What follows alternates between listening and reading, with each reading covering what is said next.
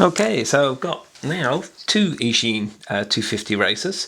This was my original one. This was a ready to fly one, so it came with the Eachine i6 transmitter and all ready to run. I've stripped this one down quite a bit because I had a couple of pranks with it, and I actually went for the ARF one, which I've now brought on as my full FPV one, and I've got the spare camera off this and the spare transmitter and everything. So but this one's safe for me to hack around with. Basically got the two, but only got the one transmitter, so I need to bind them both up, and I'm going to show you how. So first of all, just to show you what your problem would be if you've got two models. If I flick that one on, we're all bound, as we can see there. Arm the quad, make sure there's nothing near the motors. And as you can see, the motors flip round, everything's going fine. If I pop the power now onto the other one, and then turn on the transmitter, as you can see, we haven't picked up the receiver, so I can arm it, or try to, and nothing's going to happen because it's still trying to bind to this one, obviously. So let's take the power off here. Oops. And well, that shows the next stage I was going to do was actually take this off. And what I need to do is set this up in a menu.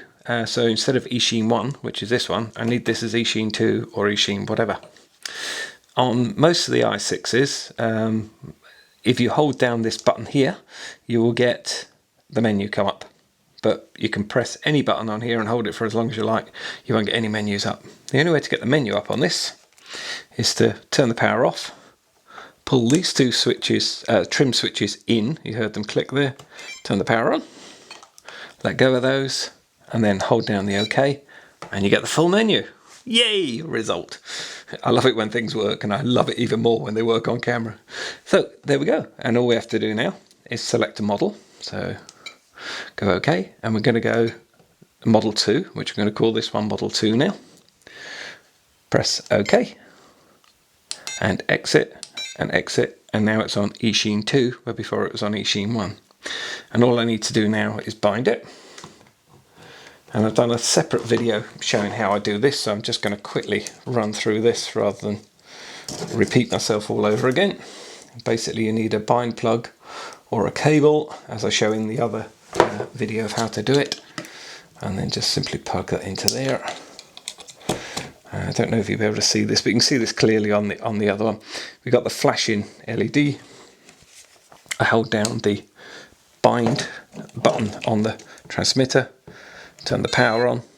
Oops, I haven't got everything. There we go, and instantly you've got it bound.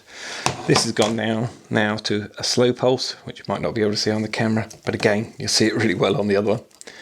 Pop that out, pop it back in to the main connector for the quad, and I'm just going to tap this out the way so it doesn't get caught in any spinning motors or anything. I just pop that back on for a little bit of safety there. Okay, so still on Eachine 2, plug the power back into Eachine 2, as you can see it's on. Hey, we found the receiver. Go over to arm it, and off we go again, all working. Then if I want to come back to Eachine 1, you've probably got the idea of this by now.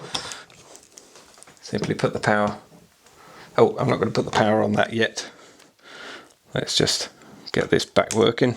So pull in the trim switches. Oops, I haven't got all the switches in the right places, so that wouldn't have worked. So hold again, there we go. Hold down the menu button, into menu, select, go to 1, done, cancel, cancel, plug in the power, and we've got it again.